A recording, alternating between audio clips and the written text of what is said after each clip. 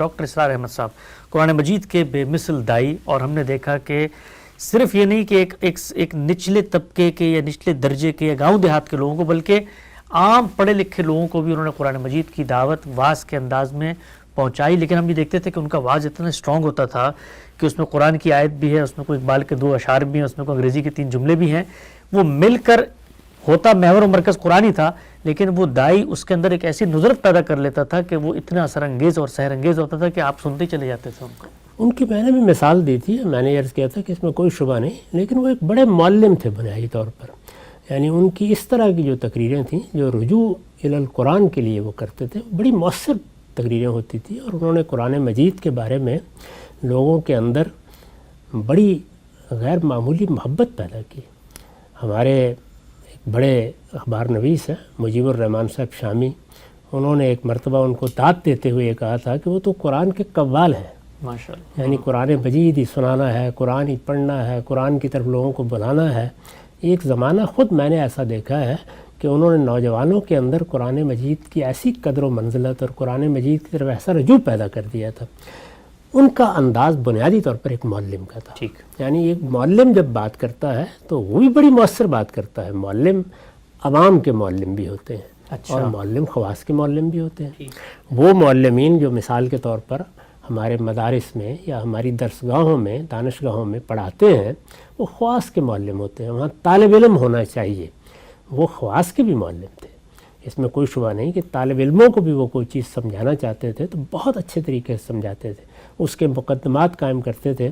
میں نے بعض موقعوں پر دیکھا ہے کہ انہوں نے جو اپنے لیے تقریر کے نوٹس بنائے ہوتے تھے، اس میں تصویریں بنی ہوتی تھیں، اچھا، اس میں بہت گراف بنے ہوتے تھے، یعنی وہ پوری طرح ایک منظم طریقے پر وہ بات کرتے تھے، اور ایک ایک چیز کے بارے میں یہ متعین کرتے تھے کہ یہاں مجھے یہ بات کرنی ہے، یہاں مجھے یہ بات کرنی ہے۔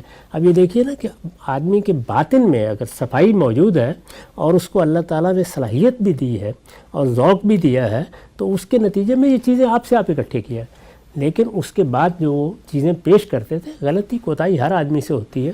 اس میں اگر بنیادی کانٹینٹ آپ دیکھیں تعلیم کا تو اللہ کی کتاب ہے، اللہ کی کتاب کے بعد اگر کوئی چیز ہے تو مستند روایات ہے، یعنی یہ نہیں ہے کبھی کسی موقع پر کوتاہی ہو گئی، وہ ایک بالکل الگ چیز ہے، لیکن بالعموم اس کا جتنا بھی کانٹینٹ تھا ان کے اس واعظ کا یا ان کی گفتگو کا یا ان کی تعلیم کا، اس میں یہی چیزیں ہوتی تھیں۔ پھر اس کے بعد ان کی اپنی ایک انڈرسٹینڈنگ بھی تھی۔ معلمین کے معاملے میں آپ یہ نہیں کر سکتے کہ ان کی انڈرسٹینڈنگ سے آپ غیر متعلق کر دیں۔ واعظین کے بارے میں تو میں یہ کہوں گا کہ ان کو کوشش کرنی چاہیے کہ وہ اپنا دائرہ لوگوں کے جذبے تک محدود رکھیں، یعنی ان کے اندر ایک روح پیدا کریں، ایک زندگی پیدا کریں، ایک حرارت پیدا کریں، یہ ان کے لیے زیادہ موضوع ہے۔ لیکن معلمین اس سے اوپر کا درجہ ہے۔ معلمین تو اصل میں چیزوں کو ذہن میں اتارتے ہیں۔ دیکھا ہوگا آپ نے کہ بڑے اچھے معلمین بعض اوقات ہمیں مل جاتے تھے ہماری درسگاہوں میں، جو مشکل سے مشکل مضمون کو، یعنی کسی مضمون میں دل نہیں لگ رہا، بعض لوگ ایسے ہوتے ہیں نا ریاضی کے ساتھ مناسبت ہی نہیں پیدا ہو رہی، لیکن ایک معلم ایسا مل گیا کہ جس نے ریاضی سے آپ کے اندر عشق پیدا کر دیا۔ جی ہوتا ہے۔ اسی طرح کوئی معلم مل گیا جس نے سائنس کے بارے میں آپ کا دل کھول دیا۔ مجھے خود اس کا تجربہ ہوا ہے کہ کسی علم کے ساتھ مناسبت نہیں ہے، لیکن کسی اچھے استاد نے اس علم کو اس طریقے سے پیش کیا یا اس طریقے سے پڑھایا کہ اس علم کے سوا کسی اور چیز کی طرف دلچسپی لینا مشکل ہو گیا۔ تو یہ چیز بعض اوقات معلمین میں ہوتی ہے۔ تو میں نے عرض کیا کہ یہ ایک تو واعظین ہے، اس کے بعد جو معلمین ہیں یہ عوام کے بھی ہوتے ہیں، خواص کے بھی ہوتے ہیں۔ اچھا، اور عوام کے معلمین جو ہیں ان میں وہ سب خوبیاں ہوتی ہیں جو آپ نے بیان کی ہیں، یعنی ظاہر ہے کہ وہ اپنے مخاطب کو اس کی نفسیات کے لحاظ سے وہ کن چیزوں سے دلچسپی لیتا ہے، اس میں شعر بھی ہوگا، اس میں واقعہ بھی ہوگا، اس میں حالات بھی ہوں گے، اس میں ان کے اپنے بعض زندگی کے تجربات بھی ہوں گے، وہ ساری چیزیں مل جاتی ہیں تعلیم میں۔ اچھے اساتذہ جب پڑھانے کے لیے کھڑے ہوتے ہیں، ہمیں بعض موقعوں پر گورنمنٹ کالج میں مجھے یاد ہے کہ بعض ایسے اساتذہ سے پڑھنے کا موقع ملا جو سما باندھ دیتے تھے، یعنی ڈرامہ پڑھا رہے ہیں اور معلوم ہوتا ہے کہ ڈرامہ ہی اصل میں اس وقت اسٹیج ہو رہا ہے۔ تو یہ سب خصوصیات لوگوں میں ہوتی ہیں، اور اس پہ کوئی شبہ نہیں ہے کہ ہمارے ڈاکٹر صاحب اس معاملے میں بہت بے مثال معلم تھے۔ ڈاکٹر صاحب بالکل واضح ہو گیا۔ اچھا ہم سب یہ جو واعظین حضرات ہیں، ہم نے دیکھا ہے کہ ظاہری بات ہے عوام سنتی ہے، اور عوام بڑی تعداد میں ہوتی ہے، نظریاتی لوگ اور علم شناس لوگ تو کم تعداد میں ہوتے ہیں۔ تو پذیرائی بہت ہوتی ہے ان کی. ہم نے دیکھا ہے کہ اس وقت بھی اگر آپ یوٹیوب پہ دیکھیں جو زیادہ سننے والے جن کے زیادہ سبسکرائبر یا فالوورز آج کی زبان میں کہتے ہیں وہ ان وائزین کے ہوتے ہیں بنسبت جو ہمارے معلمین یا محققین یا مجتہدین ہیں. اب جہاں پر عوامی پذیرائی آتی ہے وہاں پر ظاہری بات ہے ایک طرح کی آزمائش بھی آ جاتی ہے. تو جب آپ عوام کی نظر میں آ جاتے ہیں تو وہ ہر ایک چیز کی اسکروٹنی کر رہے ہوتا ہے. ہم نے دیکھا ہے کہ کوئی وائز جو ہے وہ اگر وعظ میں بیٹھ کے دنیا کی بیزاری لوگوں کو بتا رہا ہو اور کہے کہ بھئی یہ مچھر کا گھر ہے اور یہ دھوکے کا گھر ہے اور یہ مچھر کا پر ہے، اور وہ خود اگر کسی لینڈ کروزر میں جا رہا ہو تو ہم نے دیکھا فیس بک پر ٹرولنگ شروع ہو جاتی ہے، بھئی یہ دنیا کو تو یہ کہتا ہے. اس کا کیا حل ہے کہ اب وہ وائز نے بتانا بھی ہے کہ بھئی آخرت کی طرف جاؤ، یہ دنیا پرستی سے نکلو، لیکن وہ خود بھی ایک ظاہری بات ہے ایک شخصیت ہے، اس کو بھی گاڑی چاہیے، وہ بھی سفر کرے گا. تو لوگ پھر وہ جو واز وہ بتاتا ہے اس کو اسی میں پرکھنا شروع کر دیتے ہیں. یہ تو ہوگا، یعنی یہ تو ہوگا بھائی. وہ کہتے ہیں نا کہ اگر آپ نے اس دنیا میں زندگی بسر کرنی ہے تو اس میں پھر جو ہونا ہے وہ تو ہوگا ہی. لوگ ہیں، لوگوں نے چیزوں کو ایک خاص جگہ سے دیکھنا ہے. وہ یہ ممکن نہیں ہے کہ آپ کی زبان سے نکلنے والے الفاظ کو آپ کی زندگی سے متعلق کر کے نہ دیکھیں. ان کی بھی تربیت ہونی چاہیے اور واعظین کی بھی. واعظین بھی بعض اوقات جب جوش خطابت میں کوئی بات بیان کرنا چاہتے ہیں تو وہ ان حدود سے تجاوز کر جاتے ہیں جو حدود اللہ نے بیان کر دی ہیں. اللہ تعالیٰ نے قرآن مجید میں جس دعوت پر ہم کو کھڑا کیا ہے اس میں تو ایسی کوئی بات نہیں ہے کہ آپ کو کوئی فقیری اختیار کر لینی چاہیے یا آپ کو جنگل میں چلے جانا چاہیے یا آپ کو کسی اچھے گھر میں نہیں رہنا چاہیے. اس میں سے کون سی بات ہے جو قرآن میں کہی گئی ہے؟ اس میں لوگ بڑی غلط فہمی مبتلا ہوتے ہیں. اصل میں کچھ ایمرجنسی کے حالات ہوتے ہیں وہ بعض اوقات لوگوں کو پیش آ گئے ہیں. مثال کے طور پر بنی اسرائیل کے 2 پیغمبر ہیں، سیدنا یحییٰ اور سیدنا مسیح. دونوں نے گھر ہی نہیں بنایا، دونوں نے نکاح بھی نہیں کیا، ان کے یہاں کوئی اولاد بھی ہونے کا سوال نہیں تھا. انہوں نے غار میں قیام کر لیا ہے، جنگل میں رات سو گئے ہیں، گلیوں میں پھر کے اپنی دعوت پیش کر دی ہے. یہ کیوں کیا انہوں نے؟ اس کے بعد خاص وجوہ ہے. یہ کوئی عمومی قانون نہیں ہے اللہ تعالیٰ کا، کیونکہ انہی بنی اسرائیل میں سیدنا داؤد اور سیدنا سلیمان جیسے پیغمبر ہوئے ہیں.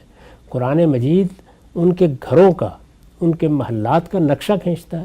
سیدنا سلیمان کے محل کے بارے میں آپ قرآن پڑھیے، سرہم ممرد من قواریر. وہ اپنی تعمیرات میں جو کچھ کرتے تھے اس کی تصویریں کھینچی اور اس کو اپنا بڑا فضل اور بڑا انعام قرار دیا ہے. اسی طرح سے زینتوں کے بارے میں قرآن مجید نے اپنا نقطہ نظر بیان کر دیا ہے. تو یہ اصل میں ہوتا یوں ہے کہ بعض موقعوں کے اوپر جیسے کہ مسیحیوں کیا ہوا کوئی خاص سبب بنتا ہے، وہ سبب وہاں پہ بالکل واضح ہے، انہوں نے بتایا ہے. آپ انجیل کو پڑھیں تو سیدنا مسیح یہ بات بتاتے ہیں کہ میری قوم پر اللہ کا عذاب آ رہا ہے، اب اس کی جڑوں پر کلہاڑا رکھ دیا گیا ہے، یہ درخت اب گرنے والا ہے، اس میں میں گھر کہاں بناؤں اور اس میں میں بچے کہاں پیدا کروں؟ یہ مجھے اب آخری درجے میں ان کو یہ بات کہنی ہے اور چلے جانا ہے. یہ ایک خاص مقام اور مرتبہ. اسی طرح رسالت مآب صلی اللہ علیہ وسلم کو ہجرت کرنا پڑی. ہجرت سے پہلے آپ معمول کی زندگی بسر کر رہے تھے، اور آپ اگر پڑھیے تو معلوم ہوگا کہ بالعموم لوگ یہ کہتے تھے کہ بڑے متمول آدمی ہیں. یعنی آپ نے تجارت کی، آپ کے حالات بہت اچھے تھے، آپ کے یہاں کھانے اور اس طرح کی بہت سی چیزوں کی دعوتیں ہوتی تھیں، وہ اسی طرح ہوتی تھی جس طرح کے لوگوں کو عام طور پر دعوتیں ملتی ہیں. لیکن اس کے بعد کیا ہوا؟ اس کے بعد یہ کہ جب آپ نے ہجرت کی تو ہجرت کرنے کے بعد اب ظاہر ہے کہ آپ کے اوپر ایک ذمہ داری آ گئی، اور ذمہ داری کی نوعیت یہ تھی کہ مہاجرین کے قافلے آ رہے تھے، ان کو کہیں سیٹل کرنا تھا. اس میں آپ نے یہ فیصلہ کیا، 4-5 سال ایسے گزرے ہیں کہ میں اب بالکل فقر کی زندگی بسر کروں گا جب تک میں ان مہاجرین کے معاملات طے نہیں کر لیتا. یہ ایمرجنسی کے خصوصی حالات کے معاملات ہوتے ہیں. عام زندگی یعنی عام حالات میں جو زندگی بسر کی جاتی ہے وہ معمول کی زندگی ہونی چاہیے، اس میں اعتدال رہنا چاہیے. وہ بات جو قرآن مجید نے کہی ہے کہ میری پیدا کی ہوئی زینتوں کو حرام کس نے کیا ہے، یہ سب اللہ تعالیٰ نے اپنے بندوں ہی کے لیے پیدا کی ہیں. تو دین کا تصور صحیح ہو، بات کو بیان کرنے کا طریقہ صحیح ہو اور بات اسی اعتدال سے کہی جائے تو میرا خیال ہے کہ پھر اس طرح کی بات نہیں ہوتی. دونوں جانب حدود سے تجاوز ہو جاتا ہے. یعنی بعض لوگوں کو جب اللہ تعالیٰ کچھ فراخی دیتا ہے تو وہ اس فراخی سے فائدہ اٹھانے میں بھی حدود سے تجاوز کر جاتے ہیں، اور جو لوگ ان کی بات سن رہے ہوتے ہیں ان کو جب بات سننے کو ملتی ہے تو ان کی کوشش یہ ہوتی ہے کہ گویا یہ تو فقر کی دعوت ہے جو ہمیں دی جا رہی ہے. یہ سارا عدم توازن ہے، اور بدقسمتی ہے کہ انسان سے ہو جاتا ہے. اللہ کے پیغمبر ہی اس معاملے میں آخری درجے میں اعتدال پر قائم ہوتے ہیں. کرنا یہ چاہیے کہ بیان کرنے والے بیان کو بالکل درست اور متوازن رکھیں، اس میں جو اللہ کی قائم کردہ میزان ہے اس میں خلل نہ آنے دیں، اور سننے والے بھی ان کو انسان سمجھیں اور ان کی بات سنیں۔